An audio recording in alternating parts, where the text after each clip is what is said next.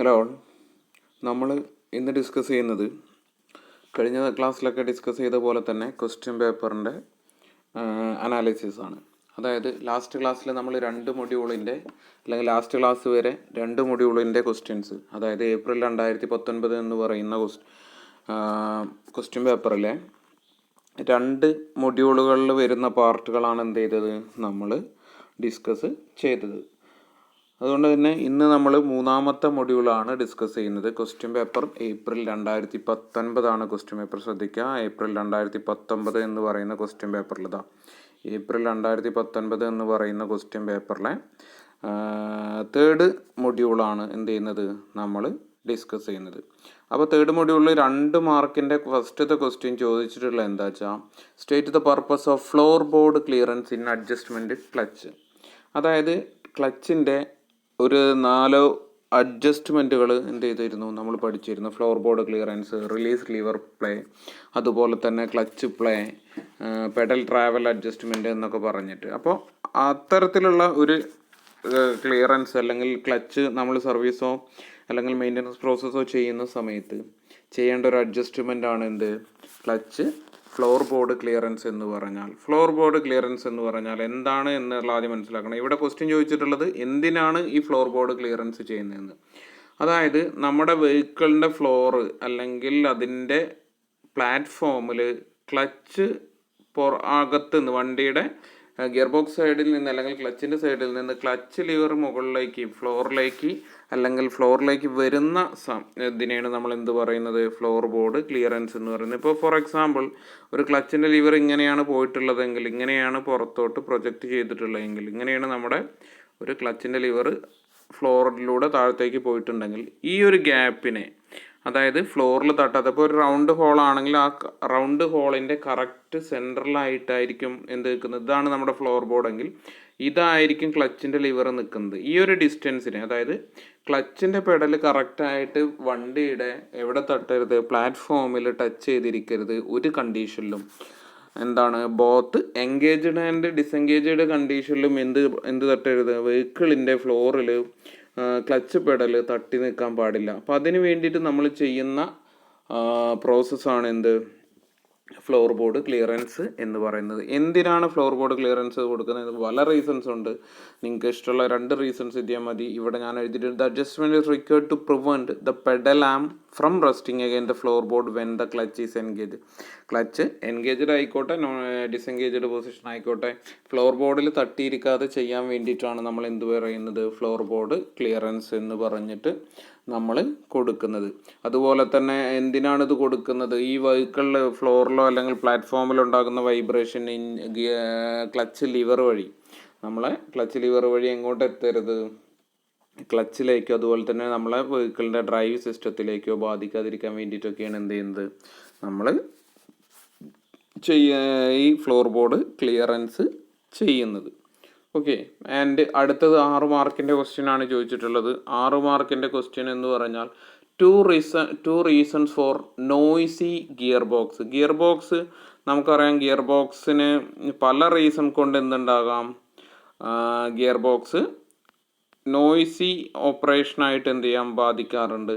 അപ്പോൾ അതിനെയാണ് നമ്മൾ എന്ത് പറയുന്നത്, നോയ്സി ഗിയർ ബോക്സിനുള്ള കാരണങ്ങൾ എന്തൊക്കെയാണ് എന്നുള്ളതാണ് എന്ത് ചെയ്യുന്നത് 6 മാർക്കിന് ഏതിൽ നിന്ന് ചോദിച്ചിട്ടുള്ളത്, 3rd മൊഡ്യൂളിൽ നിന്ന് ചോദിച്ചിട്ടുള്ളത്. അപ്പോൾ പല റീസൺസ് ഉണ്ട്.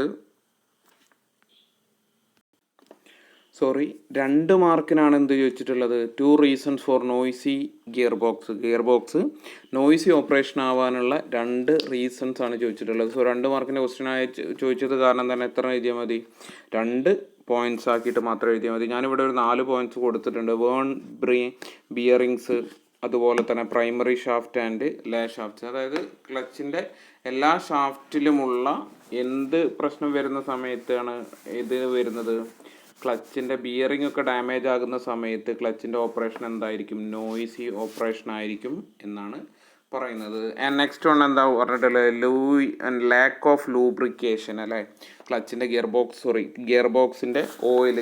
ഓയിൽ കുറവൊക്കെ വന്നു കഴിഞ്ഞാൽ എന്തുണ്ടായിരിക്കും, ഗിയർ ബോക്സ് നോയ്സി ആയിട്ടായിരിക്കും ഓപ്പറേറ്റ്. അതായത് ഗിയർ ബോക്സ് വർക്ക് ചെയ്യുന്ന സമയത്ത് അബ്നോർമൽ നോയ്സസ് ഉണ്ടാകുമെന്നാണ് പറയുന്നത്. വേൺ ഓർ ഡാമേജ്ഡ് ഗിയർ, ഗിയറുകൾക്ക് വിയർ ആൻഡ് ടിയർ സംഭവിക്കുക. എക്സസീവ് എൻഡ് പ്ലേ, അതായത് ഗിയറുകൾക്ക് ഇടയിലുള്ള ക്ലിയറൻസ് കൂടുതലാണെങ്കിൽ എന്തുണ്ടായിരിക്കും, അത് നോയ്സി ഓപ്പറേഷൻ ആവാൻ ചാൻസ് ഉണ്ട്. അപ്പോൾ ഈ 2 ക്വസ്റ്റ്യൻസ് ആണ് എന്തിൽ നിന്ന്, മൊഡ്യൂൾ 3-ൽ നിന്ന്, മൂന്നാമത്തെ മൊഡ്യൂളിൽ നിന്ന് ഏപ്രിൽ 2019 ചോദിച്ചിട്ടുള്ളത്.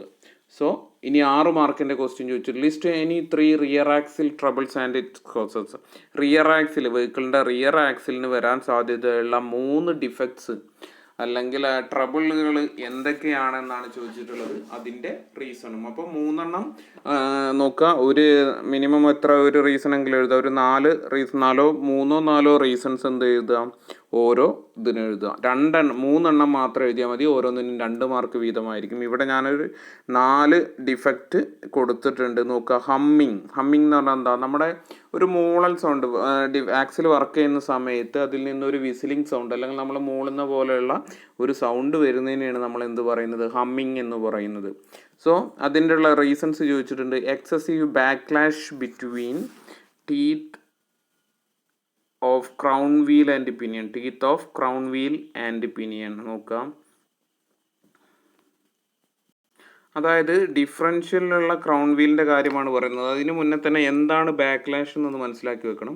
ഗിയർ ബോക്സ് ഇപ്പോൾ ഏതൊരു ഗിയർ ആണെങ്കിലും എന്താണ്, മീറ്റ് ചെയ്യുന്ന സമയത്ത് അല്ലെങ്കിൽ മിക്സ് ചെയ്യുന്ന സമയത്ത് അല്ലെങ്കിൽ പരസ്പരം കമ്പൈൻ ചെയ്യുന്ന സമയത്ത് ഈ ഗിയറുകളുടെ ടീത്തുകൾ തമ്മിൽ ശ്രദ്ധിക്കുക. ഗിയർ ടീത്തുകൾ തമ്മിൽ എന്തുണ്ടായിരിക്കും, ഒരു കോണ്ടാക്ട് ചെയ്യുന്ന പോയിന്റ് ഉണ്ടായിരിക്കും. ഇപ്പോൾ സപ്പോസ് ഇതാണ് ഗിയറിൻ്റെ ഒരു സൈഡെങ്കിൽ ഓപ്പോസിറ്റ് കറങ്ങുന്ന ഗിയർ എന്തുണ്ടായിരിക്കും, ഇവിടെ വന്നിട്ട് എന്ത് ചെയ്തിട്ടുണ്ടായിരിക്കും, ഈ ടീത്തുകളായിട്ട് മാച്ച് ചെയ്തിട്ടുണ്ടായിരിക്കും. ഈ മാച്ച് ചെയ്യുന്ന സമയത്ത് ഉണ്ടാകുന്ന സ്വാഭാവികമായിട്ട് നമ്മൾ പ്രൊവൈഡ് ചെയ്യുന്ന ഒരു ചെറിയ ഗ്യാപ്പിന്, ഇവിടെ കൊടുത്തിട്ടുള്ള ഈ ഒരു ഗ്യാപ്പിനെയാണ് നമ്മൾ എന്ത് പറയുന്നത്, ബാക്ക്ലാഷ് എന്ന് പറയുന്നത്. അതായത് ചെറിയ ക്ലിയറൻസ്, 2 ഗിയറുകളുടെയും ടീത്തിൻ്റെ ഇടയിൽ ചെറിയ ക്ലിയറൻസ് നമ്മൾ പ്രൊവൈഡ് ചെയ്യുന്നുണ്ട്. ആ തരത്തിലായിരിക്കും നമ്മൾ ഗിയർ ഡിസൈൻ ചെയ്തിട്ടുള്ളത്. അതെന്തിനാന്ന് വെച്ചാൽ സഡനായിട്ട് വൈബ്രേഷനൊക്കെ വരുന്ന സമയത്ത് ടീത്ത് പൊട്ടിപ്പോകാതിരിക്കാൻ വേണ്ടിയിട്ടൊക്കെയാണ് എന്ത് ചെയ്യുന്നത്, ഈ ഒരു ക്ലിയറൻസ് ചെയ്യുന്നത്. അപ്പോൾ ഈ ക്ലിയറൻസ് കൂടുതലാണെങ്കിൽ, ഡിസൈനിങ് ശരിയാവാഞ്ഞിട്ട് എന്ത് ചെയ്യുക, ഈ ക്ലിയറൻസ് കൂടുതലാണെങ്കിൽ, ബാക്ക്ലാഷ് എന്ന് പറയുന്ന ക്ലിയറൻസ് കൂടുതലാണെങ്കിൽ അതെന്തുണ്ടായിരിക്കും, റിയർ ആക്സിലിൻ്റെ ഒരു പ്രോബ്ലം ആണെന്നാണ് പറയുന്നത്.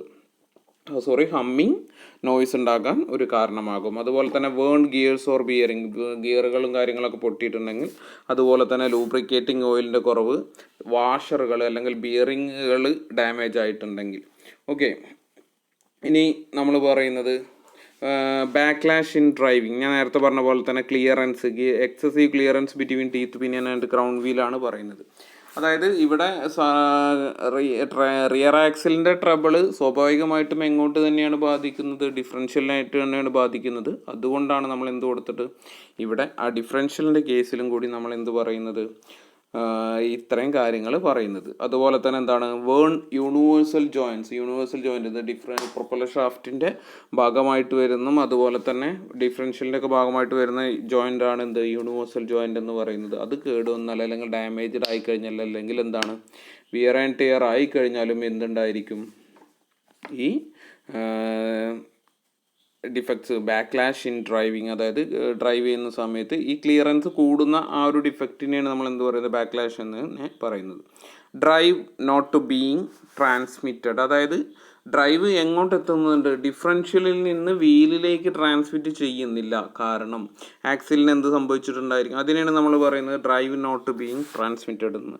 സോ അതെന്തായിരിക്കും, റീസൺ എന്തായിരിക്കും വരുന്നത്, any one of the rear axle shaft is broken or defective splines. ഒന്നല്ലെങ്കിൽ റിയർ ആക്സിൽ എന്ത് ചെയ്തിട്ട് പൊട്ടിയിട്ടുണ്ടായിരിക്കും, അല്ലെങ്കിൽ അതിൻ്റെ മുകളിലുള്ള സ്പ്ലൈൻ എന്ന് പറയുന്ന ഭാഗം. എന്താണ് സ്പ്ലൈൻ എന്ന് ഒക്കെ ഞാൻ പറഞ്ഞിരുന്നു. ഗിയറിൻ്റെ ഒരു പർപ്പസ് പോലെ ഷാഫ്റ്റിൻ്റെ പുറമെ കൊടുക്കുന്ന കട്ടിങ്ങുകൾ, ഗ്രൂവുകൾ ഉണ്ടാക്കുന്നതിനാണ് നമ്മൾ എന്ത് പറയുന്നത്, സ്പ്ലൈൻസ് എന്ന് പറയുന്നത്. അപ്പോൾ അതൊക്കെ ഡാമേജ്ഡ് അല്ലെങ്കിൽ തേയ്മാനം സംഭവിച്ചു കഴിഞ്ഞാൽ എന്തുണ്ടായിരിക്കും, റിയർ ആക്സിലിൻ്റെ ഒരു ട്രബിൾ ആണെന്നാണ് പറയുന്നത്. ഹബ്ബ് കീ ഈസ് ഫ്രാക്ചേർഡ്, എന്താണ്, ഹബ്ബ് കീ പൊട്ടിപ്പോവും. അതായത് ഇപ്പോൾ ഇതൊരു ആക്സിലാണെങ്കിൽ ഈ ആക്സിലും ഹബ്ബും കൂടി കണക്ട് ചെയ്യുന്നത്, ഇതൊരു വീൽ ഹബ്ബും ആണെങ്കിൽ ഈ വീലിനെയും ആക്സിലിനെയും കണക്ട് ചെയ്യുന്ന മിക്കവാറും ഒരു മെക്കാനിക്കൽ കീ മെമ്പർ ഉപയോഗിച്ചിട്ടാണ്. ഈ കീ പൊട്ടിക്കഴിഞ്ഞാൽ എന്ത് ചെയ്യും, ആക്സിൽ ഇവിടെ കറങ്ങുന്നുണ്ടായിരിക്കും, പക്ഷേ എങ്ങോട്ട് ഡ്രൈവ് എത്തൂല, ഹബിലേക്കും അതുവഴി വീലിലേക്കുമുള്ള ഡ്രൈവ് എത്താതിരിക്കും. അതാണ് എന്ത്, ഡ്രൈവ് നോട്ട് ബീയിങ് ട്രാൻസ്മിറ്റഡ്. പിന്നെ എല്ലാത്തിലുള്ള നാലാമത്തെ ഡിഫക്റ്റ് എന്ന് പറയുന്നത് എല്ലാത്തിലുള്ള ഏറ്റവും കോമൺ ആയിട്ടുള്ള ഓയിൽ ലീക്കേജ് അല്ലേ. നമ്മളെ ഡിഫറൻഷ്യലിൻ്റെയും ആക്സിലിൻ്റെയും കേസിങ്ങിൽ നിന്നൊക്കെ ഓയിൽ ലീക്കേജ് ആകുകയാണെങ്കിൽ അതും എന്ത് തന്നെയാണ്, ഒരു ഡിഫക്റ്റാണ്. അതിൻ്റെ റീസൺസ് ഡിഫക്റ്റീവ് പാക്കിംഗ്, ഗ്യാസ്കറ്റാണ് പാക്കിംഗ് എന്ന് പറഞ്ഞ് ഉദ്ദേശിക്കുന്നത്. ഓയിൽ ആവശ്യത്തിൽ കൂടുതൽ ഓയിൽ നിറച്ചിട്ടുണ്ടെങ്കിൽ അല്ലെങ്കിൽ ഫില്ല് ചെയ്തിട്ടുണ്ടെങ്കിൽ ഒക്കെ എന്തിന് കാരണമാകും, ഓയിൽ ലീക്കേജിന് കാരണമാകും. അപ്പോൾ 6 മാർക്കിന് ചോദിച്ചിട്ടുള്ളത് പ്രത്യേകം എടുത്തു പറഞ്ഞിട്ടുണ്ട്, list any 3 rear axle troubles and its causes. അതായത് വെറും 3 എണ്ണം എഴുതിയാൽ മതി.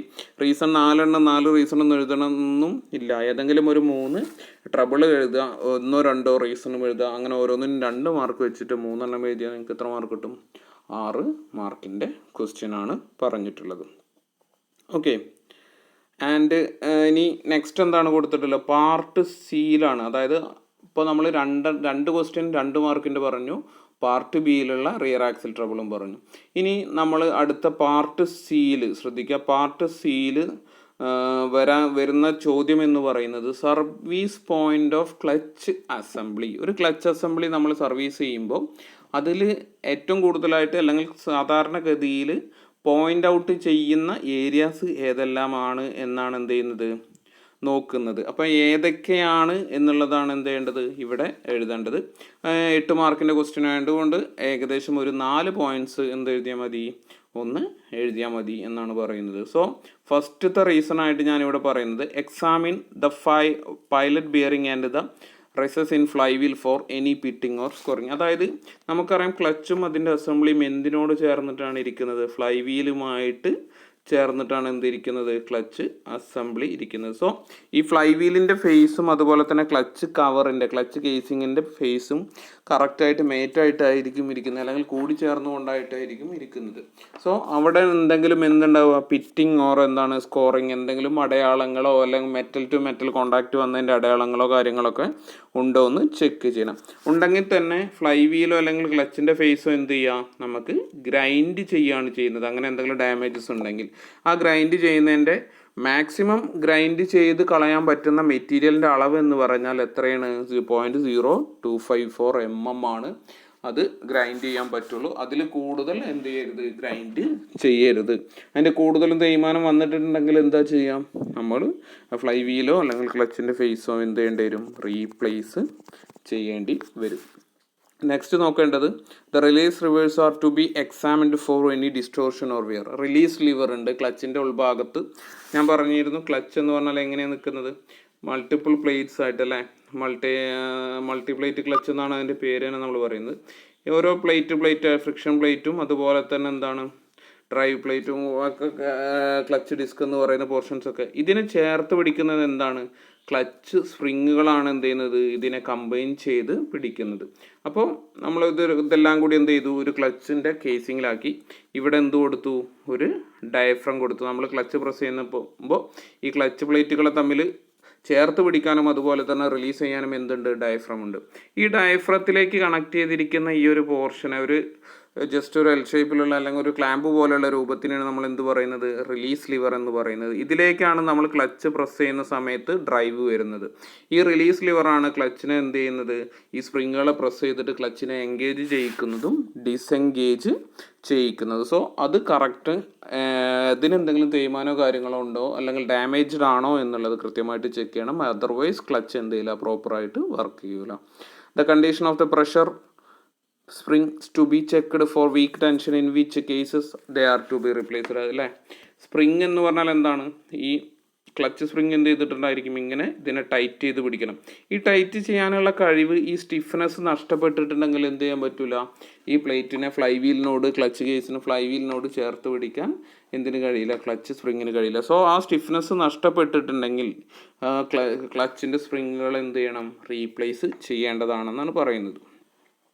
The clutch disc is to be checked for any run out which should not exceed 0.508 mm. അതായത് ക്ലച്ച് ഡിസ്കുകളും പ്ലേറ്റുകളും എന്ത് ചെയ്യാൻ പാടില്ല, തേയ്മാനം ഉണ്ടാകാം. എത്ര ലിമിറ്റ് വരെ ഉണ്ടാകാൻ പാടുള്ളൂ, 0.5 mm, അതായത് 58 mm വരെ എന്തുണ്ടാവാൻ പാടുള്ളൂ, മാക്സിമം ലിമിറ്റ് അല്ലെങ്കിൽ തേയ്മാനം സംഭവിക്കാൻ പറ്റുന്നതിൻ്റെ അലവ് ചെയ്യാൻ പറ്റുന്നതിൻ്റെ മാക്സിമം ലിമിറ്റാണ് എന്ത് 0.5. അതിലും കൂടുതൽ തേയ്മാനം വന്നിട്ടില്ലെങ്കിൽ ക്ലച്ച് ഷുഡ് ബി എന്താണ് റീപ്ലേസ് ചെയ്യണം. ക്ലച്ചിൻ്റെ ഡ്രൈവ് പ്ലേറ്റും അതായത് ക്ലച്ച് ഡിസ്കും ഫ്രിക്ഷൻ പ്ലേറ്റും ഒക്കെ എന്ത് ചെയ്യണം റീപ്ലേസ് ചെയ്യണം. അപ്പോൾ ഈ 4 പോയിൻറ്റ്സാണ് ഞാനിവിടെ കൊടുത്തിട്ടുള്ളത്. 8 മാർക്കിൻ്റെ ക്വസ്റ്റ്യൻ ആണ്. നിങ്ങൾക്ക് ഇഷ്ടമുള്ള പോയിൻറ്റ്സ് എഴുതാം. മൾട്ടിപ്പിളായിട്ട് കുറേ പോയിൻറ്റ്സ് ഉണ്ടായി. ക്ലച്ച് സർവീസ് ചെയ്യുന്ന സമയത്ത് ഒരു ക്ലച്ച് നമ്മൾ മെയിൻ്റനൻസ് പ്രോസസ് ചെയ്യുകയാണെങ്കിൽ എത്രത്തോളം അത് ചെക്ക് ചെയ്യണം, ഏതൊക്കെ പോയിൻറ്റ്സ് ആണ് ചെക്ക് ചെയ്യേണ്ടത് എന്നുള്ളതാണ് എന്ത് ചെയ്തിട്ടുള്ളത് എക്സ്പ്ലെയിൻ ചെയ്തിട്ട് ഉള്ളത്. ഓക്കെ, നെക്സ്റ്റ് ഈ 8 മാർക്കിൻ്റെ കൂടെ 7 മാർക്കിന് ചോദിച്ച ക്വസ്റ്റ്യൻ ആണ് ഇല്ലുസ്ട്രേറ്റ് ബാക്ക്ലാഷ് മെഷർമെൻറ്റ്സ് എന്താണ് in between pinion and crown wheel. അതായത് ഡിഫറൻഷ്യലിനകത്തെ ക്ലിയറൻസ് ഒന്നുമില്ല. ബാക്ക്ലാഷ് എന്ന് പറഞ്ഞാൽ ഞാൻ പറഞ്ഞു 2 ഗിയർ ടീത്തുകൾ തമ്മിലുള്ള ക്ലിയറൻസ് മീറ്റ് ചെയ്യുന്ന സമയത്ത് അവൻ തമ്മിലുണ്ടാകുന്ന ക്ലിയറൻസിനെയാണ് നമ്മൾ എന്ത് പറയുന്നത്, ഈ ഒരു ക്ലിയറൻസിനെയാണ് നമ്മൾ എന്ത് പറയാം ബാക്ക്ലാഷ് എന്ന് പറയുന്നത്. ഇത് എങ്ങനെയാണ് മെഷർ ചെയ്യാം എന്നാണ് എന്ത് ചെയ്തിട്ടുള്ളത് അടുത്ത സ്റ്റെപ്പിൽ അല്ലെങ്കിൽ 7 മാർക്കിൻ്റെ ക്വസ്റ്റ്യൻ ആയിട്ട് ചോദിച്ചിട്ടുള്ളത്. നോക്കാം, backlash is the clearance between 2 meshing teeth of crown wheel and pinion. ഞാൻ നേരത്തെ പറഞ്ഞ പോലെ തന്നെ മെഷിംഗ് ടീത്തുകളുടെ ഇൻ ബിറ്റ്വീൻ ആയിട്ടുള്ള ക്ലിയറൻസിനെയാണ് നമ്മൾ എന്ത് പറയുന്നത് ബാക്ക്ലാഷ് എന്ന് പറയുന്നത്. It can be checked by a magnetic based dial gauge placed on the differential. The clearance can also be checked by keeping a lead strip between the teeth of crown wheel and pinion and the rotating the crown wheel. The lead strip will be pressed and thickness can be measured with a micrometer. ഞാൻ നേരത്തെ നമ്മൾ കുറച്ച് മുന്നേ ഒരു ക്ലാസ്സിൽ പറഞ്ഞു thread gauge എന്ന് പറയുന്ന സംഭവം അല്ലേ. അതായത് ഇപ്പോൾ ഞാൻ 2 ഗിയറുകൾ മേറ്റ് ചെയ്യാണ് അല്ലെങ്കിൽ മെഷ് ചെയ്യാണ്. മെഷ് ചെയ്യുന്ന സമയത്ത് അതിൻ്റെ ഇൻ ബിറ്റ്വീനായിട്ട് ഞാൻ എന്ത് ചെയ്തു, ഒരു കട്ടിയുള്ള സ്ട്രിപ്പ് വെച്ചു. ഇതിനകത്ത് എന്ത് ചെയ്തു ഫിറ്റ് ചെയ്തിട്ട് ഇതിൻ്റെ ഇൻ ബിറ്റ്വീനായിട്ട് ഞാൻ കറക്റ്റ് കട്ടിയിൽ എന്ത് ചെയ്തു ഒരു സ്ട്രിപ്പ് മെറ്റലിൻ്റെ അല്ലെങ്കിൽ ഒരു പ്രസ് ചെയ്യാൻ പറ്റുന്ന ഒരു സ്ട്രിപ്പ് വെച്ചു. നോക്കാം ഇതിനെന്തുണ്ടായിരിക്കും, ഇതിൻ്റെ ഡയമീറ്റർ ഞാനിതിൻ്റെ വീതി എന്ന് പറയുന്നത് തിക്നെസ് എന്ന് പറയുന്നത് എന്തെടുത്തു ടി എന്ന് റെപ്രസെൻ്റ് ചെയ്തു. ശ്രദ്ധിക്കുക, ടി എന്ന് റെപ്രസെൻ്റ് ചെയ്തു. ഈ ക്ലിയറൻസ് 2 ടീത്തുകളും തമ്മിലുള്ള ക്ലിയറൻസ് വളരെ കുറവാണെങ്കിൽ ഈ ടി എന്ന് പറയുന്ന തിക്നെസ്സിന് എന്താ സംഭവിക്കുക, കുറയും അല്ലേ. ഈ തിക്നെസ് ഈ 2 ടീത്തുകളുടെ ഇടയിലും കറക്റ്റായിട്ട് നല്ല രീതിയിൽ പ്രസ്സാകുന്ന സമയത്ത് എന്ത് ചെയ്യും, ഇതിൻ്റെ തിക്നെസ് കുറയും. ക്ലിയറൻസ് കൂടുതലാണെങ്കിൽ ഇവിടെ വെച്ചിട്ടുള്ള ആ മെറ്റൽ സ്ട്രിപ്പിൻ്റെ അല്ലെങ്കിൽ നമ്മൾ പ്ലാസ്റ്റിക് ഗേജ് എന്ന് പറയുന്ന ആ ഒരു സ്ട്രിപ്പിൻ്റെ തിക്നെസ് കുറയും.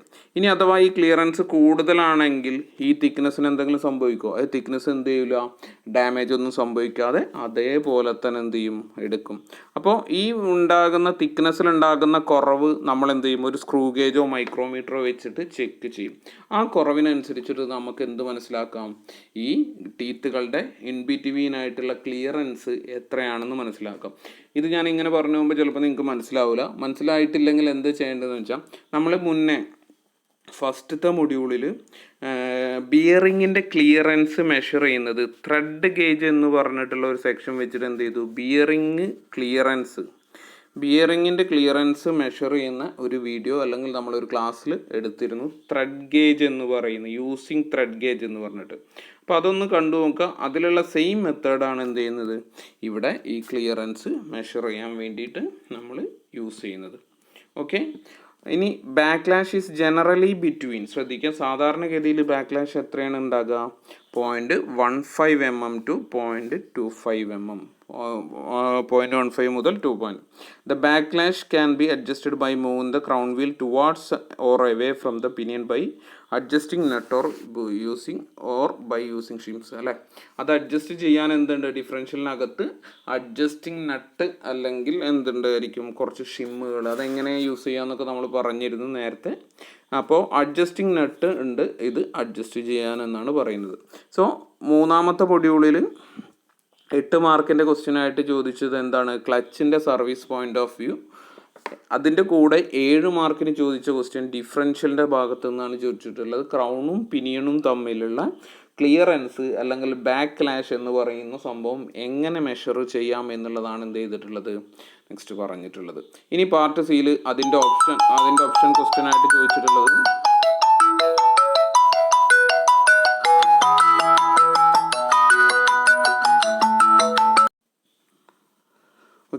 അപ്പോൾ ക്ലച്ച് നമ്മൾ പറയുന്നത് മൂന്നാമത്തെ മൊഡ്യൂളിൽ 8 മാർക്കിൻ്റെ ക്വസ്റ്റ്യനായിട്ട് ക്ലച്ചിൻ്റെ സർവീസ് പോയിന്റ് ഓഫ് വ്യൂയും അതുപോലെ തന്നെ ബാക്ക്ലാഷ് മെഷർമെൻറ്റും ചോദിച്ചു. ഇനി അതിൻ്റെ ഓർ ക്വസ്റ്റ്യനായിട്ട് 8 മാർക്കിന് ചോദിച്ച ക്വസ്റ്റ്യൻ എന്ന് പറയുന്നത് ക്ലച്ച് ജഡർ എന്താണെന്നും അതിൻ്റെ റീസൺ എന്താണെന്നും എന്നാണ് പറഞ്ഞിട്ടുള്ളത്. Define clutch judder and its reasons. Clutch judder എന്ന് പറഞ്ഞാൽ ശ്രദ്ധിക്കുക, നമ്മൾ ക്ലച്ചിൻ്റെ ഡിഫക്ട്സ് പറഞ്ഞിരുന്നു. ക്ലച്ച് ജഡർ എന്ന് പറഞ്ഞാൽ വൺ കൈൻഡ് ഓഫ് എന്താണ്, ക്ലച്ചിൻ്റെ ഡിഫക്റ്റ് ആണ് എന്നാണ് പറയുന്നത്.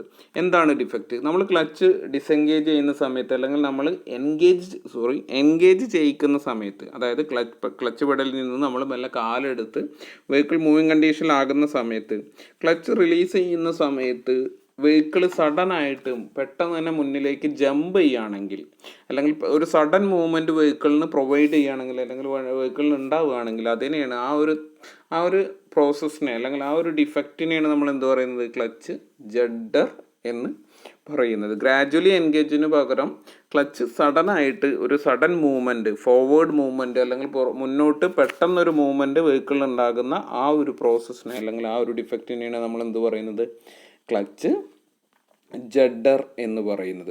അതിനുള്ള റീസൺസ്, പല റീസൺസും കൊടുത്തിട്ടുണ്ട്. നിങ്ങളൊരു 8 മാർക്കിൻ്റെ ക്വസ്റ്റ്യൻ ആണെങ്കിൽ 6 റീസൺ മാത്രം എഴുതിയാൽ മതി. Okay.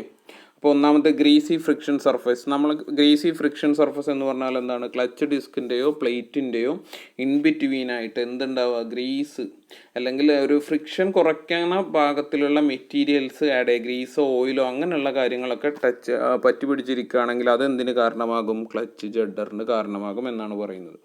Loose or body worn out friction lining, തേയ്മാനം അല്ലേ, നമ്മളെ ക്ലച്ച് പ്ലേറ്റ് തേഞ്ഞിട്ടുണ്ടെങ്കിൽ അതാണ് ഉദ്ദേശിക്കുന്നത്. ക്ലച്ച് പ്ലേറ്റ് ഫ്രിക്ഷൻ്റെ ക്ലച്ച് ഡിസ്ക് എന്ത് ചെയ്യുക, കൂടുതൽ തേയ്മാനം, ആവശ്യത്തിൽ അധികം തേയ്മാനം സംഭവിച്ച് അതിൻ്റെ ഫ്രിക്ഷൻ ലൈനിങ് അല്ലെങ്കിൽ ഫ്രിക്ഷൻ നടക്കുന്ന ആ ഒരു സർഫസിൻ്റെ ഫ്രിക്ഷൻ പ്രോസസ്സ് അല്ലെങ്കിൽ ഫ്രിക്ഷൻ്റെ ആ ഒരു പ്രോപ്പർട്ടി നഷ്ടപ്പെടുകയാണെങ്കിൽ അതും എന്തിന് കാരണമാകുമെന്നാണ് പറയുന്നത്, ക്ലച്ച് ജഡർ എന്ന് പറയുന്ന പ്രോസസ്സിന് കാരണമാകും. ലൂസ് റിവെറ്റുകൾ അല്ലെ, ക്ലച്ച് ജോയിൻ ചെയ്തിട്ടുള്ള ക്ലച്ച് കേസുമായി കണക്ട് ചെയ്തിട്ടുള്ള ആ റിവെറ്റഡ് ജോയിൻസ് ഡാമേജ് ആയി പോവുകയാണെങ്കിൽ അതും എന്തിന് കാരണമാകും, ക്ലച്ച് ജഡറിന് കാരണമാകും. Bend spline shaft, clutch shaft bend ആവുക. Uneven wear of pressure surface, എന്താണ്, എല്ലാ ഭാഗത്തും ക്ലച്ച് ഡിസ്കിൻ്റെ ഒന്നും എല്ലാ ഭാഗത്തും ഒരേപോലെയല്ല തേയ്മാനെങ്കിൽ അതിനെന്ത് പറയും, അൺഈവൺ യൂണിഫോം വിയർ അല്ലെങ്കിൽ ഒരേപോലെയല്ല തേയ്മാനം സംഭവിക്കുന്നതെങ്കിൽ അതും എന്തിന് കാരണമാകും, ക്ലച്ച് ജഡറിന് കാരണം. ലൂസ് ഫ്ലൈവീലിൻ്റെ മൗണ്ടിങ് ബോൾസ് എന്താണ്, ലൂസ് ആണെങ്കിൽ. ഡിഫക്റ്റീവ് റിലീസ് മെക്കാനിസം, ഞാൻ നേരത്തെ പറഞ്ഞു റിലീസ് ലിവർ എന്ന് പറയുന്ന ഒരു സെക്ഷൻ ഉപയോഗിക്കുന്നുണ്ട്, അത് കറക്റ്റ് പ്രോപ്പറായിട്ടല്ല വർക്ക് ചെയ്യുന്നതെങ്കിൽ അതാണ് അടുത്ത ഡിഫക്റ്റീവ് റിലീസ് മെക്കാനിസം. അതുപോലെ തന്നെ ഡിഫക്റ്റീവ് എൻജിൻ മൗണ്ടിങ്സ് ഫൗണ്ടേഷൻ ആണ് പറയുന്നത്. Excessive backlash in universal joints, rear ആക്സിലുള്ള യൂണിവേഴ്സൽ ജോയിൻറ്റിൽ ക്ലിയറൻസ് കൂടുതലാണെങ്കിൽ. Misalignment of gear box caused by the distortion of clutch housing, clutch ഹൗസിങ്ങും അതുപോലെ തന്നെ ഗിയർ ബോക്സും തമ്മിലുള്ള മിസ്അലൈൻമെൻറ്റ്, അതിൻ്റെ പൊസിഷൻസ് തമ്മിലുള്ള മിസ്അലൈൻമെൻറ്റ് ഒക്കെ എന്തിന് കാരണമാകുന്നുണ്ട്, ക്ലച്ച് ജഡറിന് കാരണമാകുന്നുണ്ട്. അപ്പോൾ അതാണ് 8 മാർക്കിന് മൊഡ്യൂൾ 3യിൽ നിന്ന് ചോദിച്ച ക്വസ്റ്റ്യൻ. ഇനി ലാസ്റ്റ് ക്വസ്റ്റ്യൻ എന്ന് പറയുന്നത് 7 മാർക്കിൻ്റെ ക്വസ്റ്റ്യൻ ആണ്. അത് ചോദിച്ചിട്ടുള്ളത് ഡിഫൈൻ ടയർ റീത്രെഡിങ് അല്ലെങ്കിൽ റീസോളിങ്. നമ്മൾ വളരെ വിശദമായിട്ട് ക്ലാസ് എടുക്കുമ്പോൾ പറഞ്ഞതാണ് എന്ത്, റീസോളിങ് എന്താണ്, അതിൻ്റെ ഓരോ സ്റ്റെപ്പ് ബൈ സ്റ്റെപ്പ് ആയിട്ടുള്ള പ്രൊസീജിയർ എന്താണ്. അപ്പോൾ അതാണ് എക്സ്പ്ലെയിൻ ടയർ റീത്രെഡിങ് എന്നാണ് ക്വസ്റ്റ്യൻ ചോദിച്ചിട്ടുള്ളത്. 7 മാർക്കിൻ്റെ ക്വസ്റ്റ്യൻ ആണ്. അപ്പോൾ അത് സ്റ്റെപ്പ് ബൈ സ്റ്റെപ്പ് ആയിട്ട് ഓരോന്നിനും എന്ത് പറഞ്ഞിട്ടുണ്ടായിരുന്നു, നമ്മൾ ഓരോ പേര് പറഞ്ഞിട്ടുണ്ടായിരുന്നു അല്ലേ. അപ്പോൾ ആ സ്റ്റെപ്പ് ബൈ സ്റ്റെപ്പായിട്ട് അതാണ് എഴുതേണ്ടത്. നമുക്ക് നോക്കാം. ടയർ റീത്രെഡിങ്ങിൻ്റെ കുറച്ച് സ്റ്റെപ്പുകളാണ് നമ്മൾ ഇവിടെ പറഞ്ഞിട്ടുള്ളത്. 7 മാർക്കിൻ്റെ ക്വസ്റ്റ്യൻ ആണ്. കുറച്ച് എലാബറേറ്റ് ചെയ്ത് എഴുതാണ്ട് എല്ലാ സ്റ്റെപ്പുകളും നിങ്ങൾ നിർബന്ധമായിട്ട് എഴുതണം. 7 മാർക്കിനായതുകൊണ്ട് കുറച്ച് എഴുതിയാന്ന് വിചാരിക്കരുത്, കാരണം ഇതൊരു കംപ്ലീറ്റ് പ്രൊസീജിയറാണ്. അപ്പോൾ എൻഡ് ടു എൻഡ് നിങ്ങൾ എഴുതണം, കുറച്ചധികം എഴുതാണ്ടായിരിക്കും. ഫസ്റ്റത്തെ സ്റ്റെപ്പ് എന്താണ്, inspection and selection of casing അല്ലേ. നമ്മൾ പറയുന്ന എല്ലാ ടയറും എന്ത് ചെയ്യാൻ പറ്റില്ല, നമുക്ക് റീസോൾവ് ചെയ്യാനോ റീത്രെഡ് ചെയ്യാനോ പറ്റില്ല. അപ്പോൾ അതിനനുസരിച്ച് പറ്റുന്ന ടയറുകൾ സെലക്ട് ചെയ്യുകയാണ് എന്ത് ഫസ്റ്റത്തെ പ്രോസസ്സ് എന്ന് പറയുന്നത്. ആൻഡ് റിപ്പയറിങ്, എന്തെങ്കിലും ഡാമേജസ്, ചെറിയ ഡാമേജസ് ഉള്ള ടയറാണെങ്കിൽ അതിൻ്റെ സർഫസ് എന്ത് ചെയ്യാം, ആ നൂലോ കാര്യങ്ങളൊക്കെ പൊങ്ങി നിൽക്കുന്നുണ്ടെങ്കിൽ അത് റിമൂവ് ചെയ്യുന്നതിനാണ് നമ്മൾ എന്ത് പറയുന്നത്, തേയ്മാനമൊക്കെ ഉണ്ടെങ്കിൽ, കൂടുതൽ തേയ്മാനം അല്ലെങ്കിൽ കുറവ് തേയ്മാനമൊക്കെ ഉണ്ടെങ്കിൽ എന്ത് ചെയ്യാം, അത് റിപ്പയർ ചെയ്യാം. അതുപോലെ തന്നെ ബഫിങ് ശ്രദ്ധിക്കുക. ബഫിങ് എന്ന് പറയുന്ന പ്രോസസ്സ് എന്ന് പറഞ്ഞാൽ ടയറിൻ്റെ സർഫസ് യൂണിഫോം ആക്കി നിലനിർത്താൻ വേണ്ടിയിട്ട് നമ്മൾ ചെയ്യുന്ന പ്രോസസ്സാണ് എന്ത്, ബഫിങ് എന്ന് പറഞ്ഞാൽ. ഞാൻ ജസ്റ്റ് പറഞ്ഞു പോകുന്നുള്ളൂ. ഇതിൻ്റെ വീഡിയോ അടക്കമുള്ള ക്ലാസ് നമ്മൾ ഓൾറെഡി എടുത്തു കഴിഞ്ഞതാണ്. അപ്പോൾ ബഫിങ് എന്ന് പറഞ്ഞാൽ ഫയൽ ചെയ്യുക. നമ്മൾ മെറ്റലിൻ്റെ സർഫസൊക്കെ ഫയൽ ചെയ്യില്ലേ, എല്ലാ ഭാഗത്തും തേയ്മാനമൊക്കെ ഒരേ. ഇപ്പോൾ ഒരു ടയർ റീസോൾ ചെയ്യാൻ കൊണ്ടുവരികയാണെങ്കിൽ അതിൻ്റെ ഓൾറെഡി ഉള്ള തേയ്മാനം, ടയറിൻ്റെ തേയ്മാനം ഒന്നും എന്ത് ചെയ്യില്ല, ചിലപ്പോൾ എല്ലാ ഭാഗത്തും ഒരുപോലെ ആവണമെന്നൊന്നുമില്ല. സോ അത്തരം കേസുകളിൽ നമ്മൾ എന്താ ചെയ്യുന്നത്, ഒരേപോലെ ആക്കാൻ വേണ്ടിയിട്ട് ഒരു ഫയൽ ചെയ്യുക. നിങ്ങൾ മെറ്റൽസൊക്കെ ഫയൽ ചെയ്യുന്ന പോലെ തന്നെ ടയറിൻ്റെ സർഫസ് ഒരു ഹാർഡ് മെറ്റീരിയൽ ഉപയോഗിച്ചിട്ട് എന്ത് ചെയ്യുക, ബഫ് ചെയ്യുക അല്ലെങ്കിൽ ഫയൽ ചെയ്യുന്നതിനെയാണ് ബഫിങ് എന്ന് പറയുന്നത്. And skiving or rasping. Skiving or rasping എന്ന് പറഞ്ഞാൽ എന്താണ്, ഇനി ബഫ് ചെയ്ത് കഴിഞ്ഞാലും ചില ഭാഗത്ത് എന്തെങ്കിലും ഈ റേഡിയൽ ടയർ ആയത് കാരണം അതിൻ്റെ ഉള്ളിൽ ത്രെഡ് ലൈൻസ് ഒക്കെ ഉണ്ട്, ചെറിയ ഇരുമ്പിൻ്റെ ത്രെഡുകളും കാര്യങ്ങളൊക്കെ ഉണ്ടായിരിക്കും. അത് പുറത്തേക്ക് പ്രൊജക്റ്റ് ചെയ്യുക, ചിലപ്പോൾ ഇങ്ങനെ കീറിയ പോലെയൊക്കെ നിൽക്കുന്നുണ്ടായിരിക്കും. അതെന്ത് ചെയ്യുക, കട്ട് ചെയ്ത് കളയുക. ഒരു കട്ടിങ് മെറ്റീരിയൽ അല്ലെങ്കിൽ സിസേഴ്സൊക്കെ ഉപയോഗിച്ചിട്ട് എന്ത് ചെയ്യുക, കട്ട് ചെയ്ത് റിമൂവ് ചെയ്യുന്ന പ്രോസസ്സിനെയാണ് നമ്മൾ എന്ത് പറയുന്നത്, സ്കിവിങ് എന്ന് പറയുന്നത്. And cementing or filling thread stock. Thread stock എന്ന് പറയുന്ന ഭാഗമല്ലേ, ത്രെഡ് നമ്മൾ വേണ്ട ത്രെഡ് പാറ്റേൺ അതിൽ ഒട്ടിക്കണമെങ്കിൽ അതിൻ്റെ ഇൻബിറ്റ്വീനായിട്ട് ഗമ്മ് സിമെൻറ്റ് ചെയ്യുക, അല്ലെ ഗമ്മ് ഈ ത്രെഡ് പാറ്റേൺ ടയറിൻ്റെ സർഫസിൽ ഒട്ടിയിരിക്കാൻ വേണ്ടിയിട്ട് ആ ഗം മെറ്റീരിയൽ അപ്ലൈ ചെയ്യുന്നതിനാണ് നമ്മൾ എന്ത് പറയുന്നത്, cementing or filling thread stock എന്ന് പറയുന്നത്. നെക്സ്റ്റ് എന്താ ക്വസ്റ്റ്യൻ, അടുത്ത സ്റ്റെപ്പ് എന്താണ്, അടുത്ത സ്റ്റെപ്പ് ത്രെഡ് ബിൽഡിങ്. നമ്മൾ ഉദ്ദേശിച്ച ഒരു ത്രെഡ് എന്ത് ചെയ്യുക, അതിൻ്റെ മുകളിൽ കൊടുന്നിട്ട് പ്രസ് ചെയ്ത് വെക്കുക. കറക്റ്റ് ലെങ്ത്തിലും അതുപോലെ തന്നെ ഷേപ്പിലും ഒക്കെ ഉള്ള ത്രെഡ് കൃത്യമായിട്ട് അതിൻ്റെ മുകളിൽ കൊടുന്ന് ഫേസ് ചെയ്ത് വെക്കുക.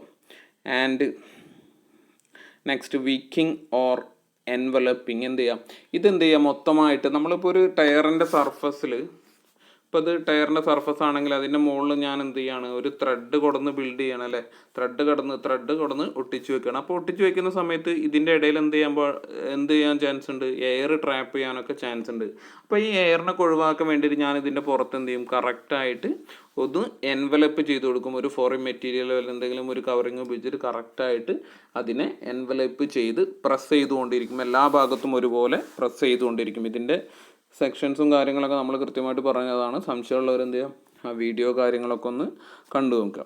സോ പ്രസ് ചെയ്യുന്ന സമയത്ത് ഇതിൽ ട്രാപ്പ് ചെയ്ത എയറൊക്കെ എന്ത് ചെയ്യും, പുറത്തേക്ക് എക്സ്പെല്ലായി പോകും. ആ ഒരു പ്രോസസ്സിനെയാണ് നമ്മൾ എന്ത് പറയുന്നത്, വിക്കിങ് ഓർ എൻവലപ്പിംഗ് ഓർ റിമ്മിങ് എന്നൊക്കെ പറയുന്നത്.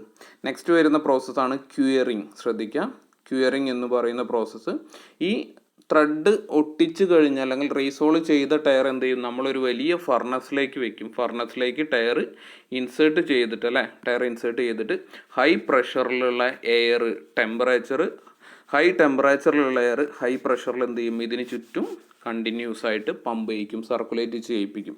ആ സർക്കുലേറ്റ് ചെയ്യുന്ന സമയത്ത് ഇതിൻ്റെ മെറ്റീരിയൽ, പുതിയ ത്രെഡ് സ്റ്റോക്ക് ഇതിൻ്റെ മുകളിൽ, അല്ലെങ്കിൽ ത്രെഡ് സ്റ്റോക്ക് എന്തിൻ്റെ മുകളിൽ സ്റ്റിക്കായിട്ട് ഇരിക്കുന്നുണ്ടായിരിക്കും, ടയർ സർഫസിൻ്റെ മുകളിൽ കൃത്യമായിട്ട് ഒട്ടിയിരിക്കാൻ വേണ്ടിയിട്ടാണ് നമ്മൾ എന്ത് പറയുന്നത്, ക്യൂറിങ് എന്ന് പറയുന്ന പ്രോസസ്സ് ചെയ്യുന്നത്.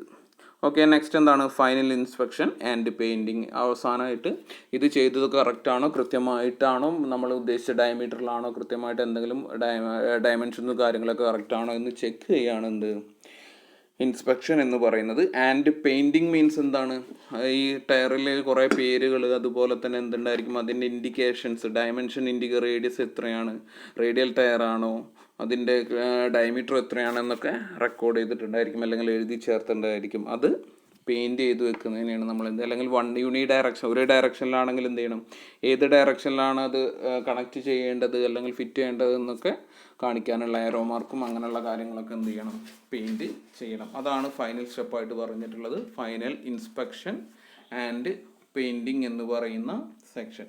അപ്പോൾ ഇത്രയും കാര്യങ്ങളാണ് ടയർ റീത്രെഡിങ്ങിലുള്ളത്. ഏതൊക്കെയാണ്, inspection and first step, inspection and selection of casing, repairing, buffing, skiving, cementing, അതുപോലെ തന്നെ എന്താണ്, tread building, wicking or enveloping, and finally curing and final inspection.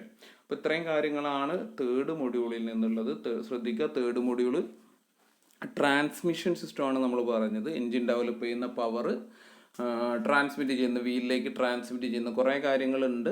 നമ്മൾ വരുന്ന ക്ലാസ്സുകളിൽ ഡീറ്റെയിൽ ആയിട്ട് ഡിസ്കസ് ചെയ്യും. അപ്പോൾ ഈ ക്വസ്റ്റ്യൻ പേപ്പറിൽ ഇപ്പോൾ 2019 ചോദിച്ച ക്വസ്റ്റ്യൻ പേപ്പറിൽ പറഞ്ഞ കാര്യങ്ങളാണ് നമ്മൾ ഡിസ്കസ് ചെയ്തത്.